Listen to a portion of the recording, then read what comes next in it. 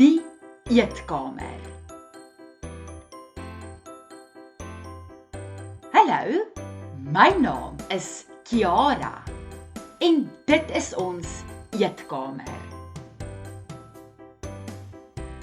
Dit is ons eetkamertafel en dit is ons eetkamerstoele. Ons familie eet saam aandete in die eetkamer.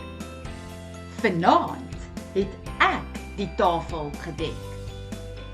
Eerste het ek 'n tafeldoek oor die tafel gegooi. Almal kry 'n plakmaatjie, lepel, mes,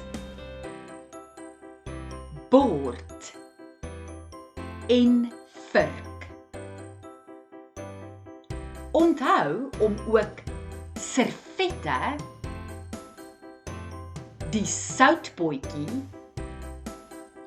peperpotjie en glase op die tafel te sit.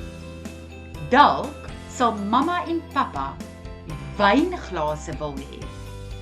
En partykeer sit ons 'n kers op die tafel. Party eetkamers het 'n kabinet. Party mense sit fotos of 'n skildery in die eetkamer. Jy kan ook 'n mooi blompot in die eetkamer sit. Ons gesels lekker om die eetkamertafel. Dit is lekker om saam in die eetkamer te eet.